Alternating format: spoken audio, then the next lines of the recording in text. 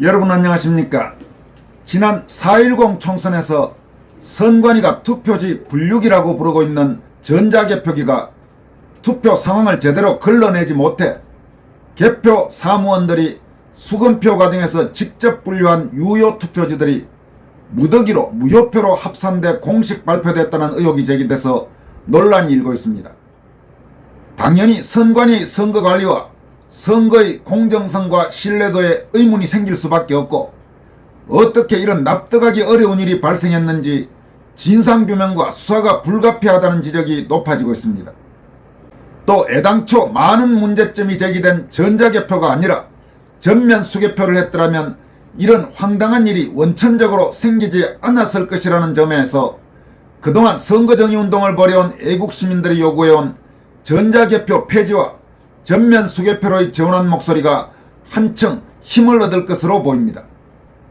선거부정 의혹 진상규명을 위해 노력해온 시민과 법조인들이 선관위가 공식 발표한 통계와 정보공개 청구를 통해 입수한 개표 상황표를 비교 분석한 결과 김준혁 더불어민주당 후보와 이수정 국민의힘 후보가 맞섰던 제22대 국회의원 선거, 즉 4.10 총선의 경기도 수원 정 영통구 선거구에서 수검표를 통해 사람의 재확인을 거친 유효투표지 2241표가 모두 무효표로 분류된 것으로 나타났습니다.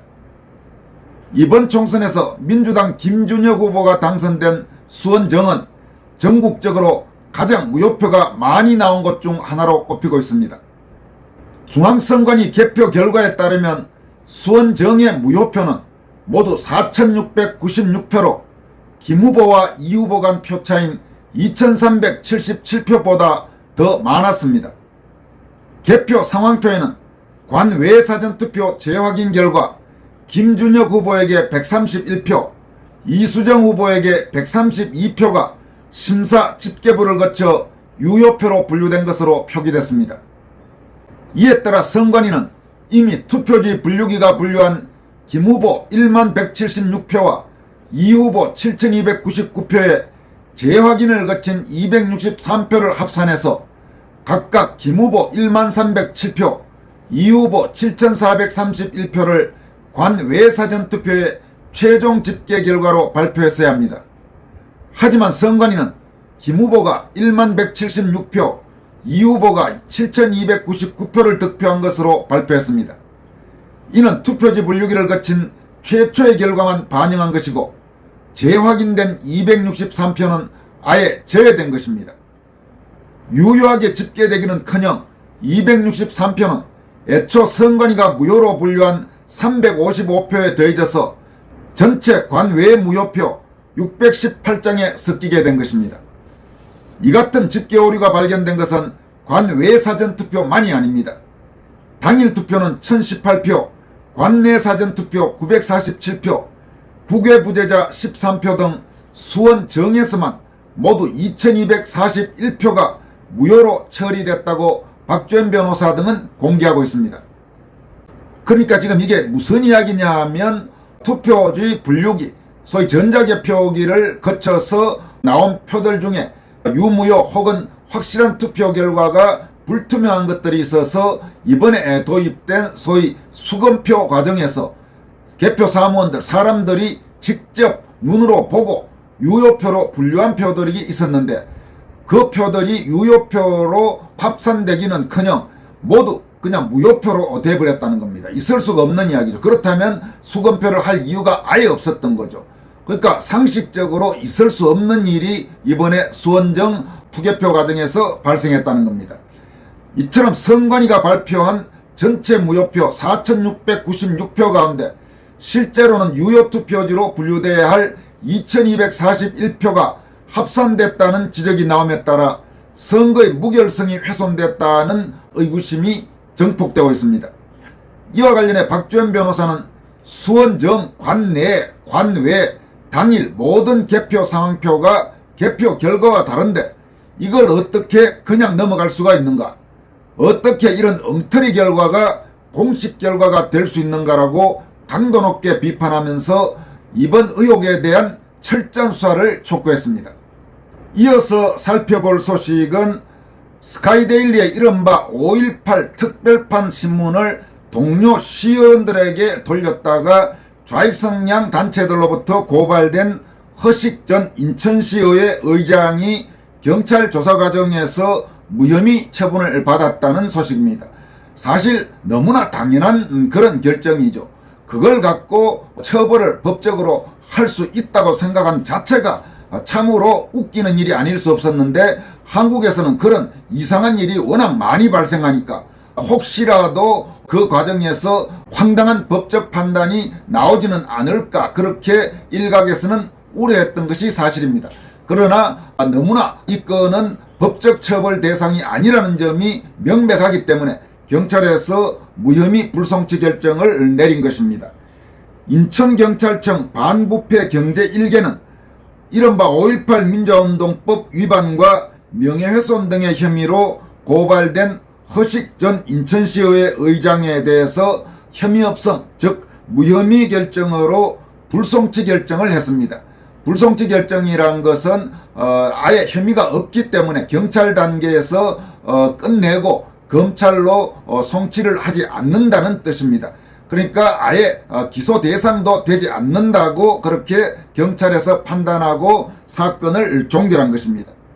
허식 전 인천시 의장은 그동안 여러분들에게 여러 차례 걸쳐 보도해드린 바가 있기 때문에 그 내용을 알고 계신 시청자들도 적지 않을 것입니다만은 올해 초, 그러니까 지난 1월 2일 인천시의원 40명들에게 스카이데일리의 이른바 5.18 특별판 신문을 배포했습니다. 이 5.18 특별판은 스카이데일리가 그동안 쭉 보도해온 5.18 관련 기사 중 일부 내용들을 뽑아서 40면으로 제작된 특별판 신문이었습니다. 스카이데일리의 이른바 5.18 특별판 신문은 일면 톱 제목이 5.18은 DJ 세력과 북이 주도한 내란, 이런 제목이었습니다. 또 이른바 5.18 유공자 중 상당수가 5.18과 관련 없는 가짜 유공자라는 내용도 담겨 있습니다. 그런데 5.18과 관련돼서 5.18 유공자 중 가짜가 많다는 것은 아는 사람은 이제 이미 다 알고 있는 그런 내용이죠. 또 5.18 과정에서 DJ가 관여했다는 것도 여러가지 지금 증언 등을 통해서 공개되고 있고, 북의 개입도 가령 북한군이 직접 왔느냐에 대해서는 여러가지 논란이 있지만 한국 내에 일부 무슨 간첩이라든지 북과 연계된 세력이 어떤 형태로든 관여했다는 것은 사실 거의 공공연한 비밀에 가까운 내용입니다. 이 5.18 특별판 신문 배포와 관련해서 인천 지역의 일부 좌익 성향 단체들은 허식 전 인천시의회 의장을 이른바 5.18 민주화운동법 위반 등의 혐의로 고발했습니다. 현재 5.18 민주화운동법 제8조는 상당히 논란이 있는 내용입니다만은 신문, 잡지, 방송, 그 밖의 출판물 등으로 5.18에 대한 허위의 사실을 유포한 자는 5년 이하의 징역 또는 5천만 원 이하의 벌금에 처한다라고 규정해두고 있습니다.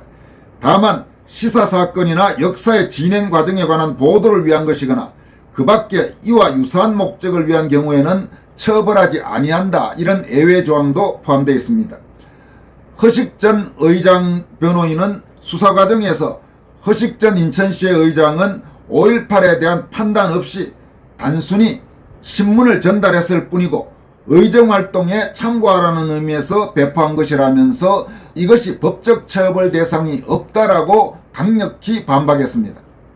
경찰은 그동안 수사를 했지만은 이번 고발건과 관련해서 철저하게 수사하고 법리 검토를 했으나 혐의를 인정하기 어렵다고 판단해서 불송치 결정을 했다라고 밝혔습니다. 다시 말해서 허식 전 의장이 스카이데일리의 이른바 5.18 특별판 신문을 시의원들에게 배포한 그 자체가 법적 처벌 대상이 될 수 없다고 그렇게 경찰은 판단한 것입니다. 허식 전 의장은 당초 국민의힘 소속이었습니다. 그러나 이 문제를 둘러싸고 좌익 세력 등에서 비난 여론이 일고 논란이 나오자 당시 비대위원장이었던 한동훈이 허식 전 의장에 대한 징계를 사실상 지시했고, 이 징계가 진행되는 과정에서 허식 전 의장은 스스로 국민의힘을 탈당했습니다. 이후 인천시의회 본회의에서는 국민의힘과 더불어민주당 시의원들 상당수가 참여해서 허식 전 인천시의회 의장에 대한 의장직을 박탈하는 결정을 했습니다.